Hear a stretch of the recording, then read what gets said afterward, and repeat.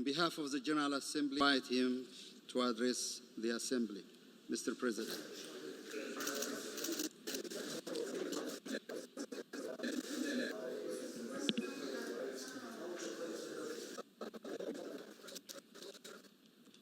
We are on our EU path, and it is a strategic commitment of our country, but stronger than ever.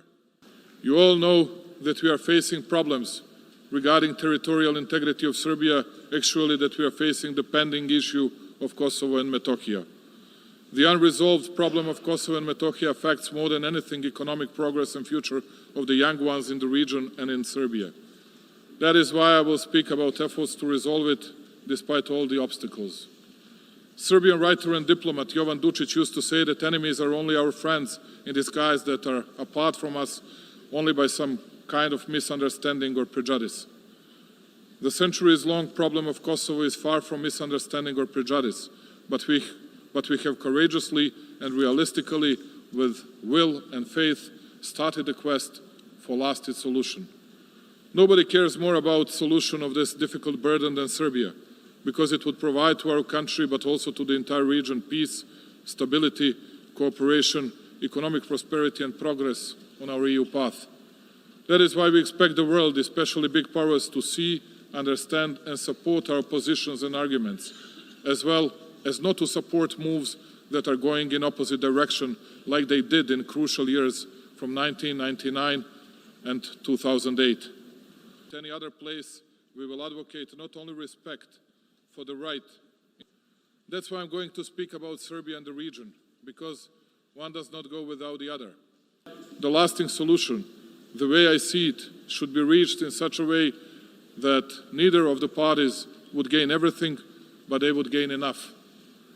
Even though we do not recognize the unilaterally declared independence of the so-called Kosovo, just like less and less countries does, because in accordance with the legally binding UN Security Council Resolution 1944, Kosovo and Metohija is the autonomous province within the Republic of Serbia under the administration of the United Nations Interim Administration Mission in Kosovo, UNMIK, in desire for peace and stability. We had a dialogue with Albanians who live there and with the facilitation of the European Union. We reached, with our concessions, certain progress and witnessed it by signing Brussels Agreement, €1 billion. And now there is an important question. Do we live well? Public finances.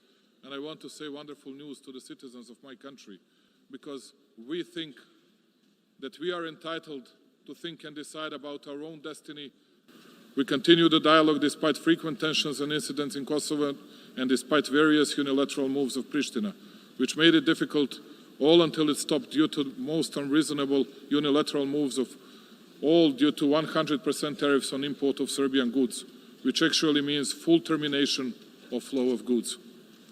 Since they imposed tariffs on November 21st, 2018, we lost about €350 million until 21st of August this year. Tariffs that are still in force also jeopardize normal and dignified life of the Serbs in Kosovo and Metohija. In all this time, Serbia reacted moderately and responsibly to Pristina's unilateral acts, not imposing countermeasures and trying to calm the situation down. As such, it became the seat of the transport community. Serbia respects all member states of the United Nations and their territorial integrity and sovereignty. We have never asked, nor will we ever ask for something that is not ours. We expect to get the same level of respect. We do not give ourselves the right to divide the world into a good or bad one, or to evaluate what is right or what is wrong.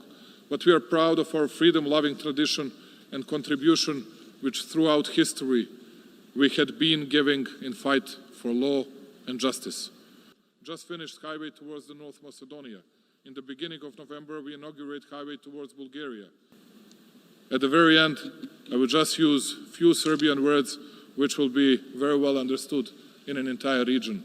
Balkan, balkanskim narodima, živela Srbija. Thank you very much once again.